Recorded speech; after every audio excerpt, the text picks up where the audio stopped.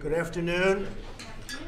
I'm greatly honored to be here with the courageous mayors and sheriffs and local leaders from across the state of California, a great state. Each of you has bravely resisted California's deadly and unconstitutional sanctuary state laws. You've gone through a lot too, although it's becoming quite popular what you're doing. The law that forces the release of illegal immigrant criminals, drug dealers, gang members, and violent predators into your communities. California's law provides safe harbor to some of the most vicious and violent offenders on earth, like MS-13 gang members, putting innocent men, women, and children at the mercy of these sadistic criminals. But we're moving them out of this country by the thousands. MS-13, we're grabbing them by the thousands, and we're getting them out, Kevin. We're also joined by Attorney General Jeff Sessions. Jeff, thank you. The Secretary of Homeland Security, Kirstjen Nielsen. Secretary, thank you very much. I know you folks are keeping busy, right? Keeping busy at those borders. And Deputy ICE Director Tom Homan, who's going to be leaving us soon for a life of retirement, but there's no such thing as retirement for Tom. You've done a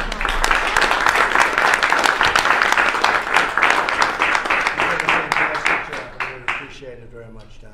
Incredible. I know that. Oh, you'll never leave the fight. No, you'll always be in. Also with us is House Majority Leader Kevin McCarthy, who has been a special friend of mine.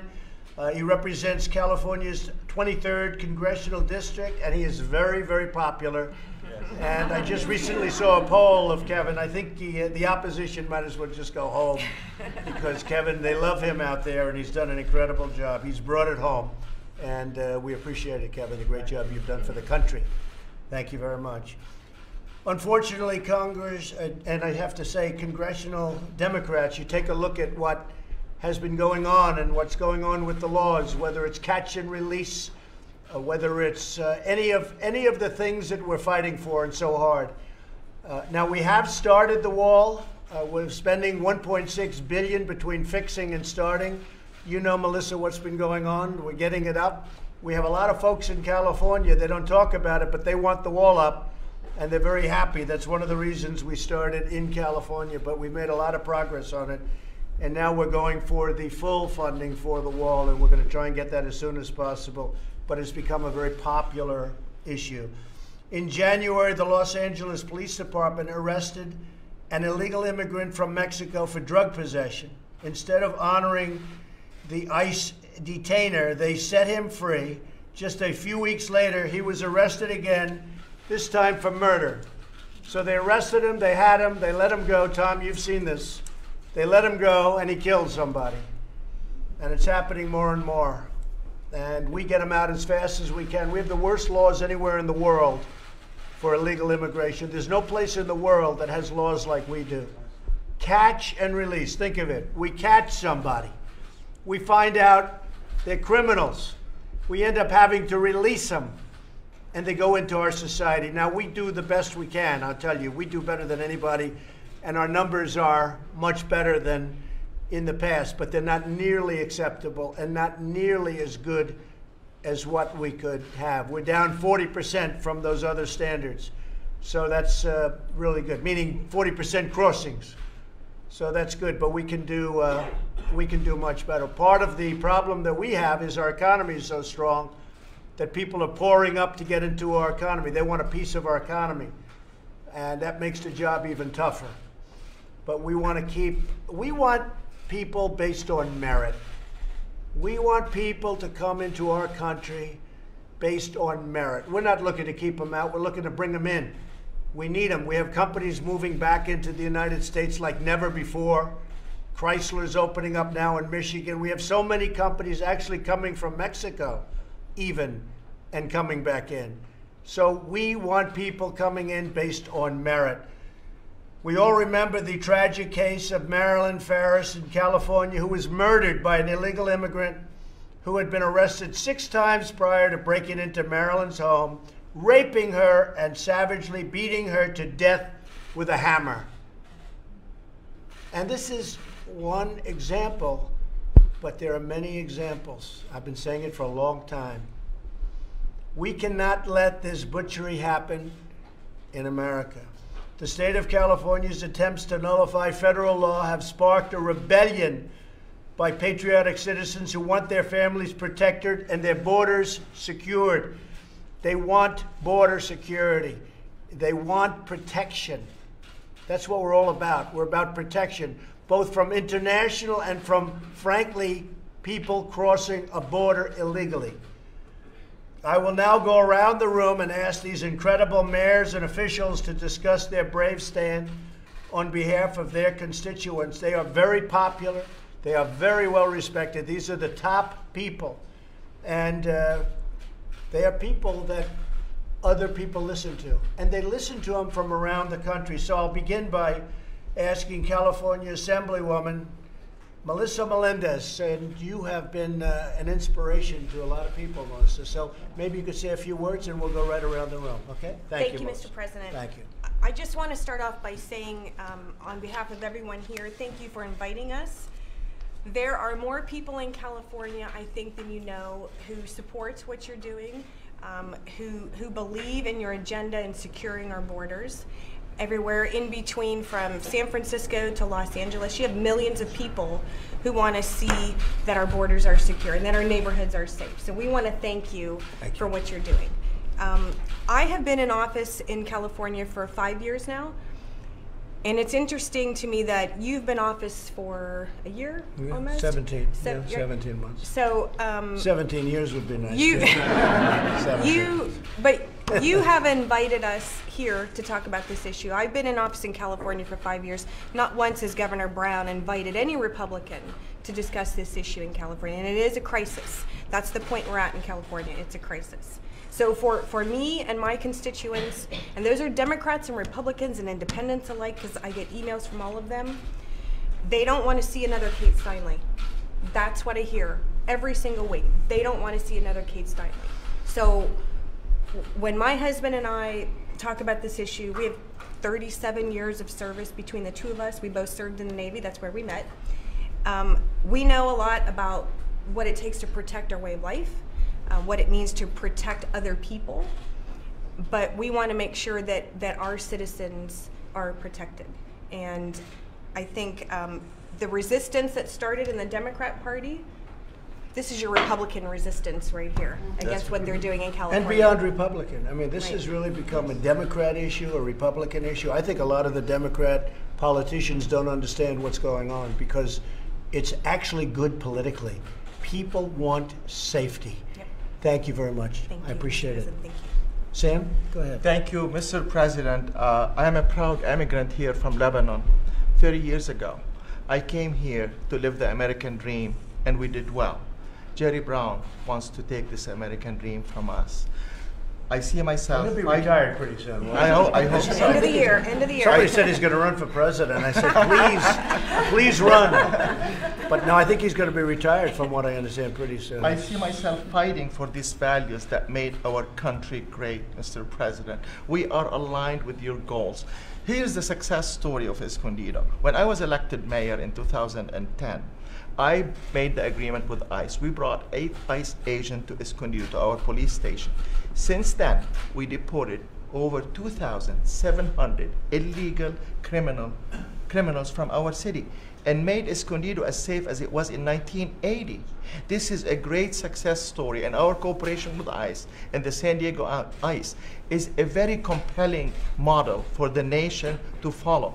In our city, more immigrant people report crime, and this narrative that sanctuary city will allow more immigrants to report crime is fake news, Mr. President. Fake news.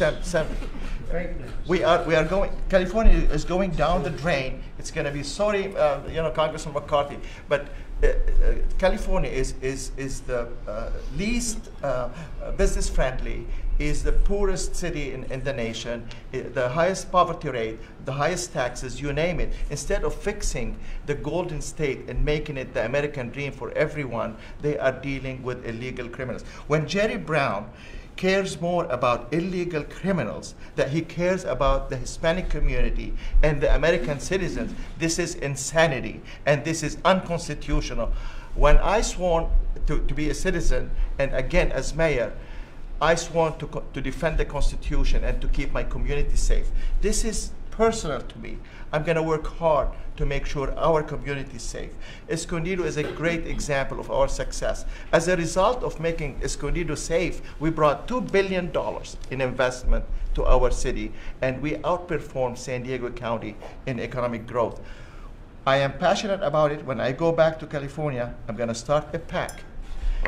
And we're going to fight the fight. We want to make sure if the Supreme Court does not repeal the sanctuary state, we're going to make sure the grassroots team, like you see today, we will repeal that. We are with you. We need to build that wall. We need to end the sanctuary state. We had 11 sanctuary cities not too long ago. Now we have 560. 10,000 illegal criminals have been released under the sanctuary But now state. it's reversing, Sam, and it It's really reversing. got bad, and now it's reversing. It's a big change of heart, of mind. People don't want sanctuary cities. They're dangerous. They don't want them anymore. So, thank you, Sam. Most of the people support us, Mr. President. 65% of the Hispanics support us. The liberal, the Democrat, everybody is supporting in my city, 90% are with us. Thank you. And I'll tell you what, I had a lot more support in the state of California than people understand. That's here. right. Thank you. Check the voting records, folks. Thank you. I'm Please. Crystal from the city of San Jacinto, and can I speak frankly? Yes. I'm sitting here in this room in awe of God's power, how he can take someone who was homeless in a tent, make them the mayor of the city, and bring them before the President of the United States of America, who wants to hear the cry of our people, and that's what's going on. Our people are the ones hurting. Sacramento is angry because they lost an election. For God's sakes, get over it. They're angry, and you know what? Now we're more angry. They're releasing these criminals not by their houses. They're not releasing them by their houses. They're releasing them by our houses. Our children are at risk. My community is my family.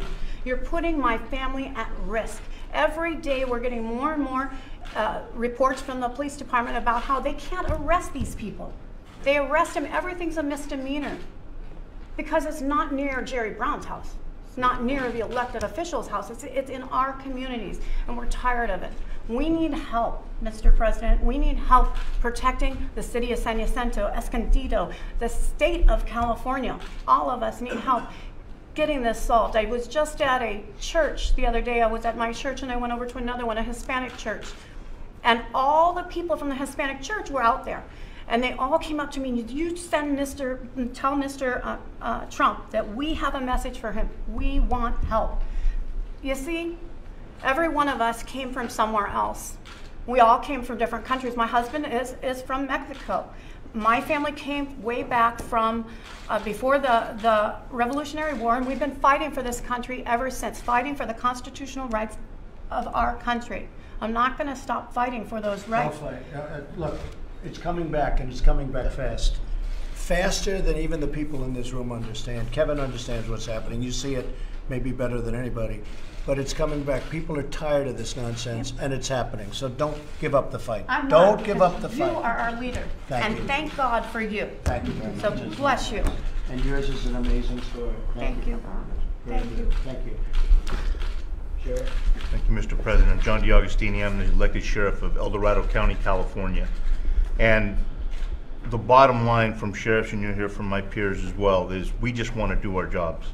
We want to do what the people elected us to do, that is respect our Constitution and keep our communities safe.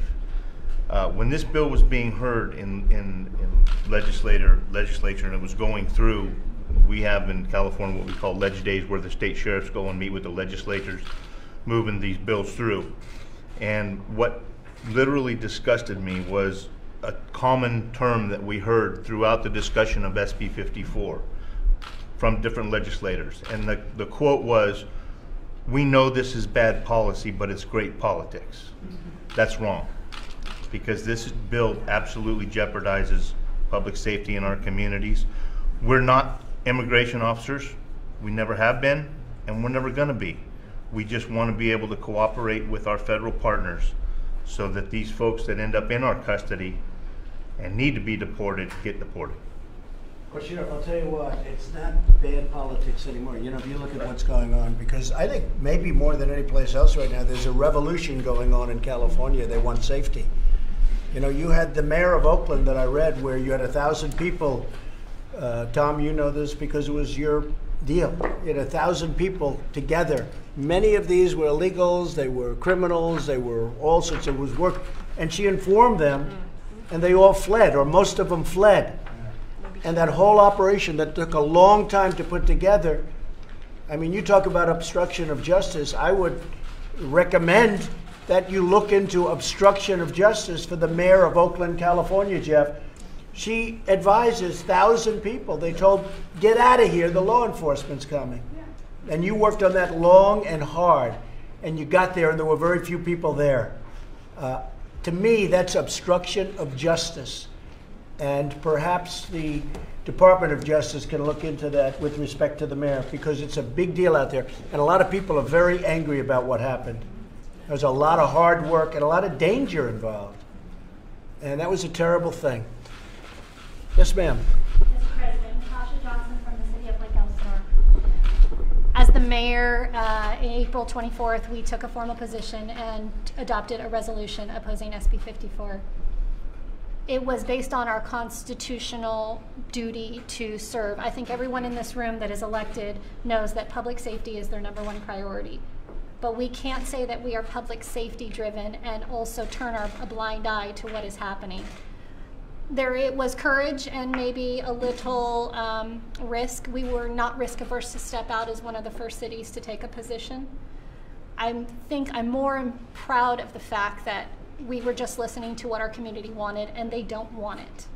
They clearly don't want to have an overreach of their rights, and that's what really this stands for. So as far as the city of Lake Elsinore, I think that this is a siloed approach. I think SB 54 is is a great representation, and I think maybe some have forgotten, maybe especially Sacramento, about a siloed approach right before 9/11. And some of the things that we really can look back in history and see. It's going to take a multi-agency approach. It's going to take coalition, a revolution, whatever you want to call it. But I'm completely impressed with the room and what we stand for. This isn't a fight. This is a battle. This is a war. And I know that we have a lot of work to do. This is just the beginning. We're going to do it. Thank you very much. Thank you. Secretary Nielsen, would like to say something? Mostly just thanks. I want to thank you for your leadership, sir, in bringing us all together, but in also recognizing what a very important issue this is. And this week, as many of you know, we celebrate Police Week, and we celebrate law enforcement. Everyone in this room is an enforcer of the law, and I thank you for that, and I thank you for your leadership. When states are turning their back on the U.S. Constitution and their communities, you are standing up. And we greatly, greatly appreciate your partnership. I know Director Homan will give us more details on the dangers of sanctuary cities, which you're living, as do our officers and folks who work at ICE and other parts of the federal family. But I just want to hear from you and just thank you. Thank you for your partnership and for standing up for your communities. Thank you. Thank you. You're doing a good job, and it's not an easy job. I know what you're going through right now with families is very tough, but those are the bad laws that the Democrats gave us. We have to break up families. The Democrats gave us that law. It's a horrible thing. We have to break up families. The Democrats gave us that law, and they don't want to do anything about it. They'll leave it like that because they don't want to make any changes. And now you're breaking up families because of the Democrats. It's terrible. Yeah, how you doing there, President Trump? I'm Troy Edgar, Los Alamitos mayor. It's an honor to be here. I just want to say thank you for inviting us also to the residents earlier today. As a previous ex-Navy guy and being able to be on the city council of a small city, it's people like you that are actually bringing the people back to the people's house, your house, our house, so we really appreciate it. Going through, I also want to say thank you to Secretary Nielsen. There's a gentleman in our community, Mark Cito, who is on the local ICE officer in charge of Orange County. When we came out, we were the first city. He came, he called right away, started giving me that bright line between where ICE has problems with local law enforcement. Secretary Nielsen, thank you. Thanks, Director Homan. Yeah. Thank you. Yeah, and then Attorney General, coming out first has a price to pay. And the ACLU has filed a lawsuit against us. We would really appreciate any direct or indirect funding there, any sort of fiscal help that you could help provide us for. Things like potentially putting some of your Attorney General or Assistant Attorney Generals maybe at the base in our military town, or helping us offset some of the costs. But we really appreciate everything that you're doing. We also filed the amicus brief to kind of join. We're going to plan on intersecting you at the appeals court. One of you guys will appeal, and we think that we'll have a more substantive amount to offer at that point. Maybe we could join in with you, though. We could perhaps join in with you, because we have a lot of cases like that where, we're with you 100%, but we're not in paper. So we'll join in with you. If it's at all possible, we'd like to do that. Thank you, Mr. President. Yes. Pam, thank you very much, Troy. Thank you, Mr. President. An amazing honor to meet you, and thank you so much for the invitation.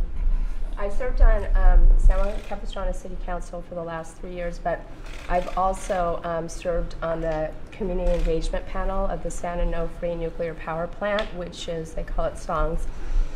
And they, back in 2001, were testifying before Congress that the terrorists were saying target the power plants. So the fact that we have this unsecured border is putting us at great risk, because we know that terrorists are coming in. But with respect to the power plant, that is number one, that has the worst safety record in the nation. And one of the questions that I asked— It's a nuclear power plant. Yes. And the terrorists are coming in alongside exactly, of the power. and you can get into that power plant with really, you can just drive in. And so I asked them actually during one of the meetings, I said, so you have a no-fly zone, right, with respect to the power plant? And they said yes. And I said, so what would happen if an airplane flew in to that no-fly zone? Would you shoot it down? They said no, and that was on the record. And so I just think that it's a Fukushima #1 waiting to happen. It's on an active earthquake fault in a tsunami zone where they're storing this radiation, which is 124 times that of Chernobyl, and improperly stored. And there's no security. So I think that we'll check it out. Okay. It doesn't sound too good. It doesn't sound like the greatest, right? Exactly. We'll check it out. Thank you very much. Thank you. Okay, Margaret? Thank you, Mr. President. Sheriffs in California are now in an untenable position when it comes to trying to figure out, now we have state law, we have federal laws, and here we are stuck in the middle. Sheriffs especially, because most of us run our county jails. When there became a legal challenge to the 48-hour holds for ICE, it was very frustrating for us. So what I did is I invited ICE to put their officers in my jail so they're able to do their work. We didn't have the staffing to be able to help figure out who they wanted to talk to, who they didn't. I said, come on in, work with our people to keep our community safe. 2 weeks later, Mr. President, Kate Steinle was murdered. Yeah. Now, I wasn't the only sheriff to do that. Sheriff Youngblood did, Sheriff Christensen, and it was perfect because we didn't have to take our time with our staff to do anything. ICE was in there doing their work in a safe, controlled environment, and then the initiatives started happening. The Trust Act, the Truth Act, and finally SB 54, the Values Act. And that is causing us all kinds of turmoil. So here we are, stuck in the middle, trying to decide. We have federal law, we have state law, and that's why I welcomed Attorney General Sessions' lawsuit, because that will provide us clarity that we need and direction that we need. What do we do? Because here we are. And I appreciated Mr. Holman and the ICE. We had a great relationship, we still do. But now ICE is the only law enforcement agency that cannot use our databases to find the bad guys. They cannot come in and talk to people in our jail unless they reach a certain threshold. They can't do all kinds of things that other law enforcement agencies can do. And it's really put us in a very bad position. It's a disgrace. And we're suing on that, and we're working hard, and I think it'll all come together. Because people want it to come together. It's so ridiculous. The concept that we're even talking about it is so ridiculous. We'll take care of it, Margaret. Thank you. There could be an MS-13 gang member I know about. If they don't reach a certain threshold, I cannot tell ICE about them. Yeah. We have people coming into the country or trying to come in. We're stopping a lot of them. But we're taking people out of the country. You wouldn't believe how bad these people are. These aren't people. These are animals. And we're taking them out of the country at a level and at a rate that's never happened before. And because of the weak laws, they come in fast We get them, we release them, we get them again, we bring them out. It's crazy. The dumbest laws, as I said before, the dumbest laws on immigration in the world. So we're going to take care of it, Margaret. We'll get it done. We're going to ask that man right there because that man can do it. Right now he's the most important man in the room. Kevin can do it. Kevin, please. Well, first of all, I want to thank all of you because most people around the country do not realize how your hands are tied behind your back. The only thing you want to do is to have safe streets, safe neighborhoods, and protect your communities. And for California legislature to go against the Constitution. One of the greatest strengths of this nation, we're fortunate to be in this room, is the rule of law. They are breaking down society by breaking down the rule of law. That you have a known criminal that you can't communicate with ICE about. We know how bad this is, but from one aspect, we should be excited because we have a new president that understands this problem. Since he has taken office, we have lowered the illegal crossings across this border. That stops gang members from coming across. He has started building the wall, $1.6 billion. And you know where that wall is starting to be built? In California. He has pushed a number of bills through. One, to try to stop sanctuary cities. To reward those who uphold the Constitution. Second, to stop the MS-13 gang members. And you know what's interesting after you move that bill? A governor of New York, Mr. Cuomo, who thought that wasn't a problem, I saw him sign one similar just the other day because he watched what was happening as well. So collectively, it was city councils and sheriffs. City council, not your full-time job, but you listened to your community. You saw the problem that was going on. So things are improving. And that's why I'm so thankful for this president to call us together, because collectively we'll be stronger. Secretary is doing an amazing job. I'll tell you the number of times we meet or call at all hours of night trying to make sure she can protect it. Attorney General just talked to me last night around 10 o'clock. And so from that perspective, we are in this together, but we're in it for the Constitution. We're in it for the security and the safety of our streets, and I thank you for leading the charge. Well, we want to thank you, Kevin. You have done an incredible job, and you're sort of going against the tide, but now the tide's sort of with us because you see it in the room. I mean, a year ago, 2 years ago, this would have been unthinkable to have you all in the room talking the way we're talking, but you're fed up with what's happening. And Kevin, thank you very much. You're doing really great. Stacy. Thank you very much. I just want to say thank you for your leadership in your office and on this issue. I am delighted and privileged to be here, and it is so wonderful to be here among all of you as well, because you're all on the front lines in your own communities fighting this fight.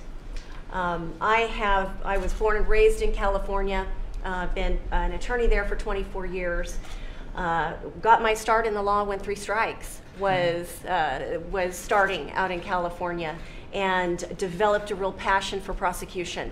I was the appointed district attorney, and I've been the elected district attorney now for 4 years.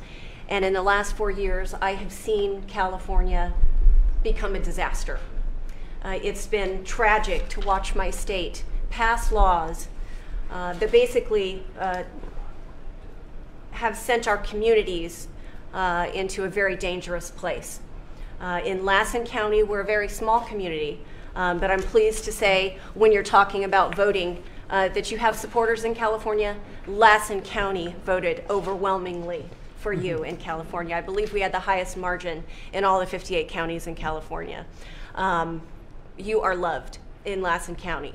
And I believe that to a certain extent, we are sort of a forgotten part of California. We are rural California, and we do not stand for the policies in Sacramento. We have a horrible problem in our public lands, in our forests. We've got illegals, drug cartels that have come up to grow on our public lands and in our forests, and they are decimating it. They are killing wildlife. There is not a thing we can do. We work with the Department of Fish and Wildlife, who file charges that do the best that they can, but these people are coming into our forests. They're endangering our citizens. They are armed. They're setting up camps, and they're growing mass amounts of marijuana on our public lands. They are killing wildlife, they're diverting streams. The damage that they're causing both to the economy and to our public lands is going to be generational. A large portion of these people that are coming in to do this are illegal immigrants. Because of the legalization of marijuana in California, now we're seeing those same individuals working with other criminal groups, the Asian groups, the Russian groups, the motorcycle groups, all kinds of organized crime. It's bringing into rural California. Made it worse? The legalization made it worse, yes. I believe the legalization made it worse. I've been appalled. As a district attorney, someone who's sworn to uphold the Constitution and the laws of the state, that we have fallen so far in California. We also have other issues. We are prosecuting an illegal immigrant right now who has been deported several times and has had a violent criminal history, who hit and killed a 16-year-old kid, a boy in our community, and fled the scene. So his case is pending right now. After I brought the suit, I was promptly served with a gag order to prevent me from talking about the case. It's been very frustrating. Also, I've received correspondence, and I know that every DA's office in California has received correspondence from the ACLU and their affiliate organizations pursuant to the Freedom of Information Act and the California Public Information Act, wanting to know what policies, we want to see what policies your office is implementing. What have you done to ensure compliance with SB 54? Well, the response from my office was very simple. We have nothing, because this office will stand for the rule of law. Lassen County stands for the rule of law, and we have no policies to give you because we will not issue such policies from this desk and from this office. We stand with you. We are delighted with the actions that you have taken, Mr. Sessions. The people of Lassen County stand with you. I stand with you. And we appreciate everything that you're doing. Yep. Thank you, Stacey. You're welcome. Beautifully said. Thank you very much. Thank you. Tom? First of all, Mr. President, I want to thank you for having this meeting today, this roundtable. We appreciate your leadership on this issue. The Secretary, I appreciate your leadership and how you support law enforcement and the rule of law. And AG, I can't say enough good things about what you've done for law enforcement. You know, I hear a lot of things today about sanctuary cities and the wall. I'm not the smartest guy at this table by any means, but sanctuary cities, they want to take the Attorney General on and get their funding, even though they violate federal law, to keep criminal aliens in, but they don't want a wall to keep them out. To me, that's just backwards. And I want to talk, I just want to spend a minute separating fact from fiction, please. I hope the American people can understand the fight about sanctuary cities. I appreciate the American patriots in this room that have joined this fight, which is a good fight, it's a right fight. The intentional mismessaging of sanctuary cities and what they do. I hear they protect immigrant communities, and they don't. It's a complete opposite. When you release a criminal alien from a jail, they're going to go to the very communities in which they live and reoffend. Anybody can Google recidivism rates. Over half reoffend the first year against the very immigrant communities in which they live. So you're not protecting the immigrant community, you put them at greater risk of crime. And when you force an ICE agent, where you can take someone, the custody of somebody in the safety and security of county jail and force it in the neighborhoods, you put our officers at risk. You already put the public at risk. And we're going to find others who weren't even on our radar. So you put the community at greater risk of crime, you put them at greater risk of ICE arrest, and you put the heroes, the law enforcement officers, at great risk. This is National Police Week, as said earlier, and I want to talk about the messaging, the mismessaging from some of these groups and some of these politicians about what ICE does. When you read that, you know, sanctuary cities protect immigrant communities, but also we don't want to be commandeered, we don't want to be ICE agents. We have never asked anybody to be an ICE agent. We don't want any law enforcement officer to be an ICE agent. What we want is access to a county jail to talk to somebody that we know is here illegally in violation of federal law that committed yet another crime. You can't tell ICE to prioritize criminal aliens and not give me access to the jail. It just don't make sense. And the final point I want to make, in defense of the brave men and women of the Border Patrol and ICE, I'm tired, I'm sick and tired of the constant vilification of these men and women who leave their home every day and strap a gun to their hip, leave the safety and security of their families to defend this nation and to defend their neighborhoods. When you have a congressman standing in front of the ICE office in New York City and call us the Gestapo, comparing what we do to war crimes. When you got a congressman who said, quote, the cowardly acts of ICE officers that terrorize innocent immigrant communities. ICE does more to protect the immigrant community than any politician ever has done. We arrested several 100,000 criminals, removed them from the streets. For those people who want to keep vilifying the men and women who took a sworn oath, who are enforcing the laws enacted by you, Congress, the next time you think about vilifying the men and women of ICE, I want you to do what I did this week. I want you to go to the National Law Enforcement wall. I want you to walk that wall and read the names on that wall. Over 400 Border Patrol agents and ICE officers whose hearts stopped beating, defending this nation. It's a dishonor to these men and women who gave the ultimate sacrifice to vilify the men and women that carry badge and gun. So think twice before you do it. And as far as the hate that I take for defending the men and women of ICE and the Border Patrol, that will stop the day my heart starts to beat. Then it won't end. And even though I may be retiring soon, this fight doesn't end with me. I'll stay engaged and I'll keep fighting for you, sir. So thank you very much. Thank you very much. I've worked with 6 presidents, and I respect them all. But no president has done more than you for border security and for law enforcement. I think every law enforcement officer at this table would agree with me. Thank you very much, Sean. That's very nice. That's a great compliment, believe me, because you have indeed worked for 6, and all 6 respected you greatly. None more than me. Thank you very much. I just wish you could have said that to the press, but you know, here's the good news. You have such a beautiful full head of hair. You look good even from that. I appreciate it, Tom. That's really nice. Thank you very much. Elaine? Good afternoon, Mr. President, and thank you for inviting us here to share our thoughts with you.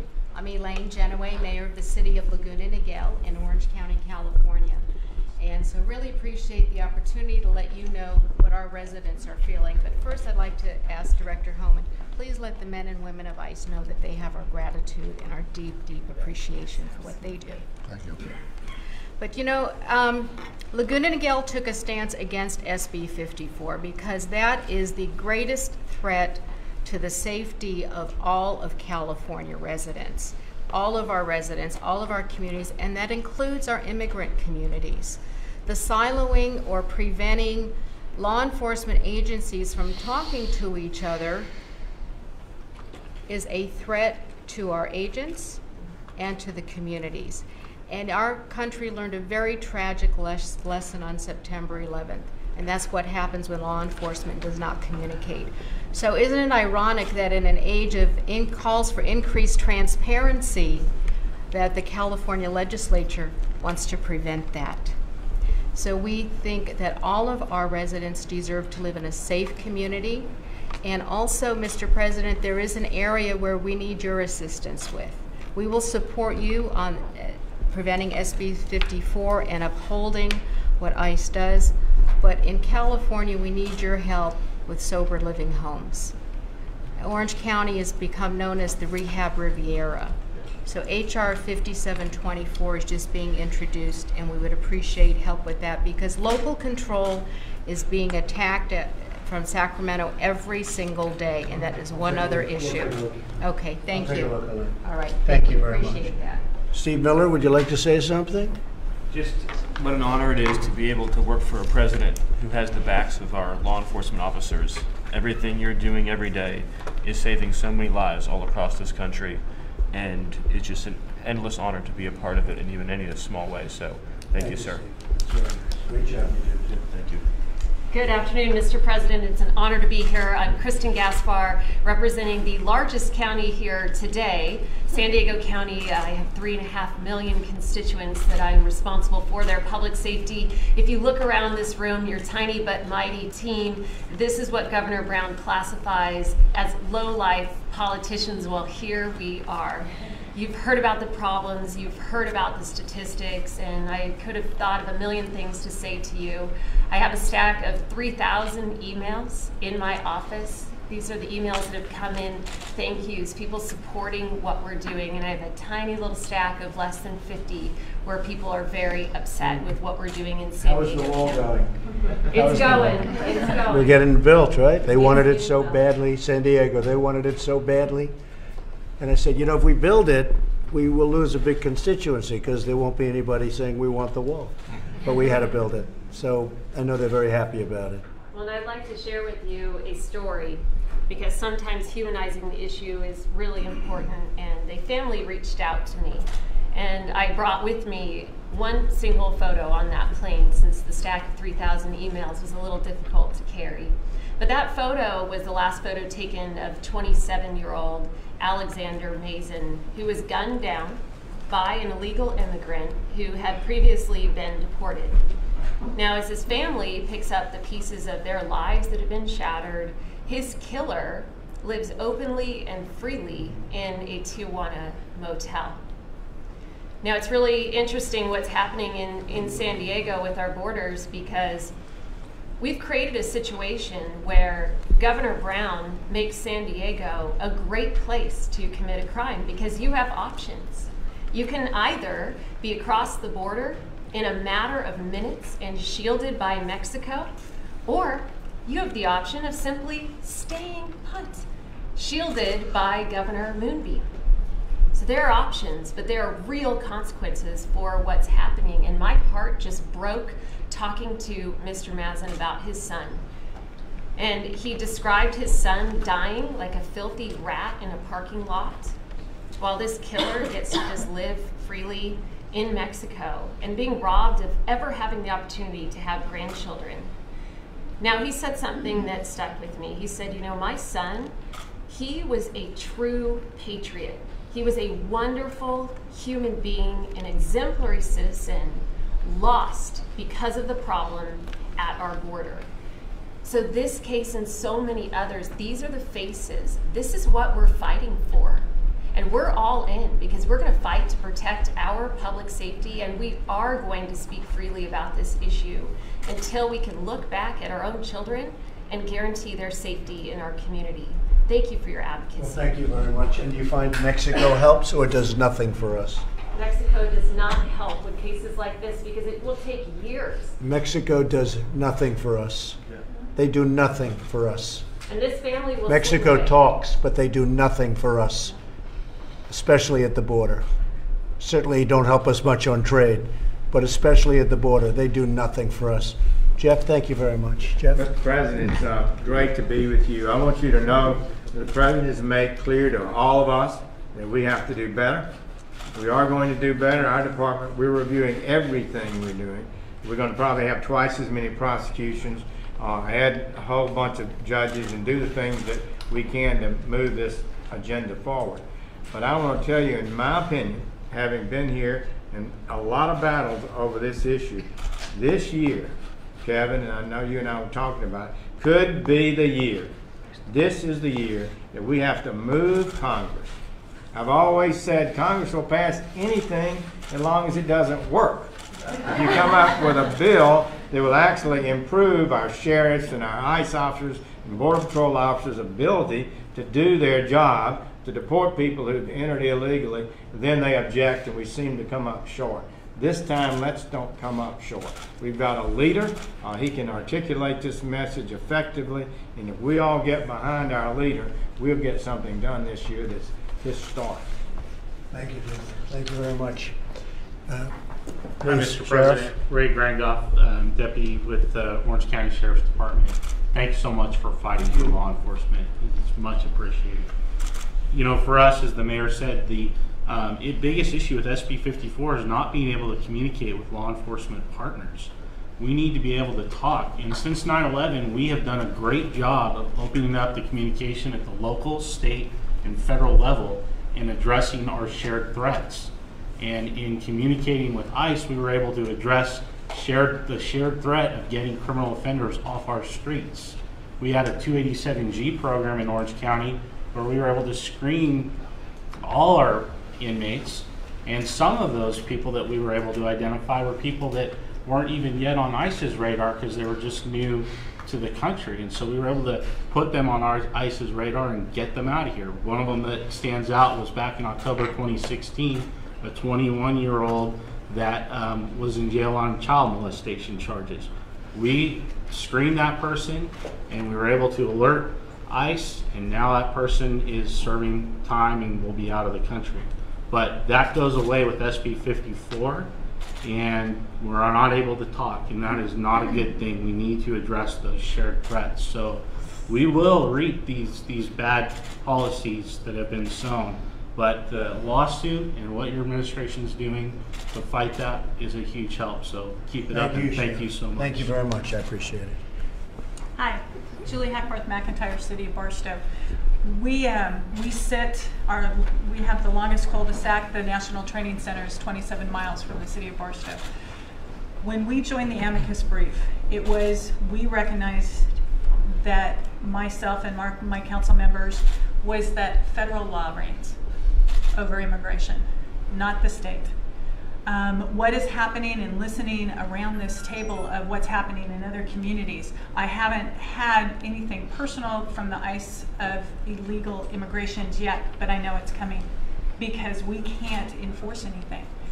Crime rate is up in California, and it's going to continue to rise as long as these policies are blanketed across California. And they're not talking to the small communities. We talk to our citizens every day. They're afraid. We have the crime rate in the nation is way down, but in California it's up because of the ridiculous laws. Yes. Go ahead. And I just appreciate, Mr. President, for you here listening to our concerns, listening to, it's going to take all of us, and I think we're ready to make the fight to California to say enough's enough. We're done. The blanketed policies across California aren't working. So we need help. I'm glad that you're making this fight known. We appreciate everyone in your staff and your administration helping and pushing through to make sure that our communities are safe. Thank you very much. Appreciate it. Thank you. Mr. President, I'm Ward Kusamoto from the tiny town of Los Alamitos, and we were first and we were boldest. And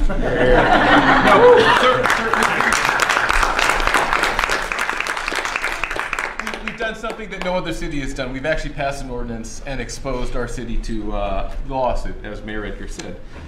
And in this experience, there's a silent majority of patriots out there. I'm sorry, I'm getting broken up. That they want this. They want us to do what we're doing. And then anyone with common sense knows this California Values Act was put in place to protect those that are here breaking the law. And the message I got from this whole experience is the citizens of our state and our city feel like they have less rights than the entitled illegal aliens. And the entitled attitude is the thing that really just makes me really unhappy. They feel that they're entitled to something that we don't even get. So please, sir, we need your help. We appreciate your leadership.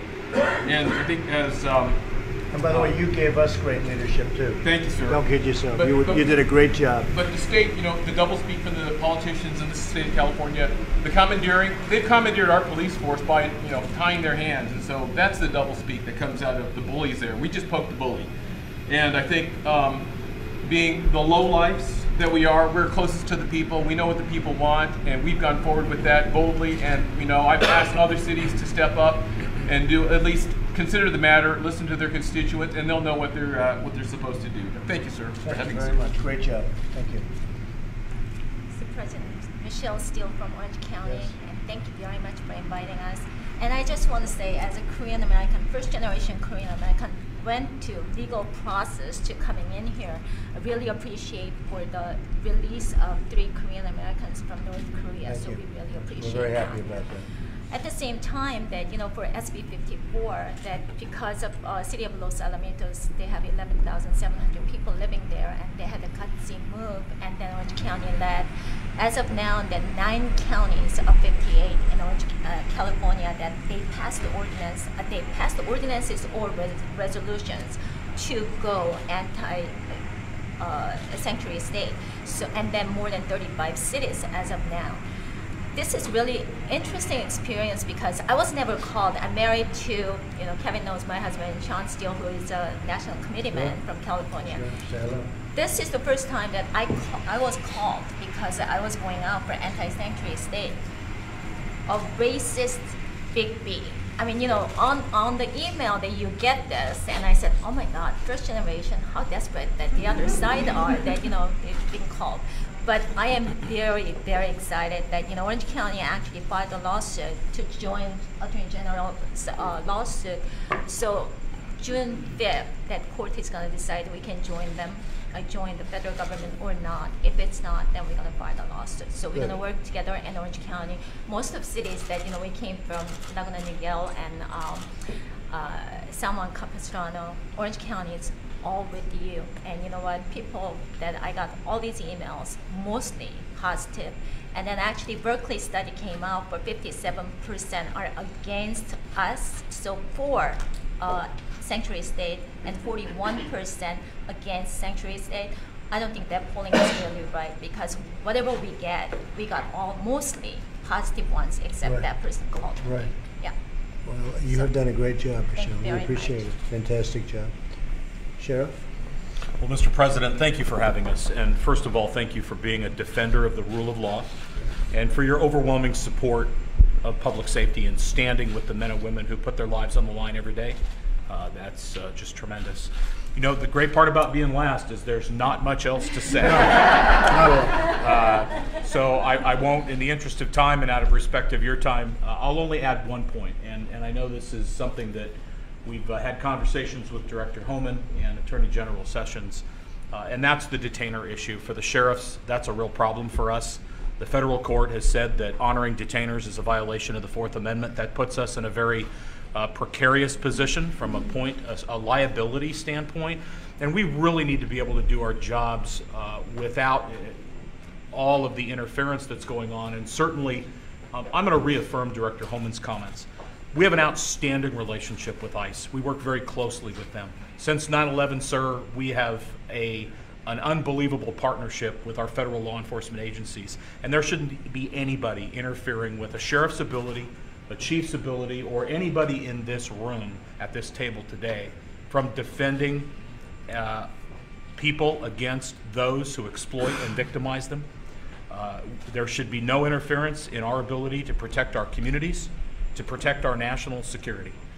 I'm privileged to live in the Central Valley where agriculture is the #1 economic industry.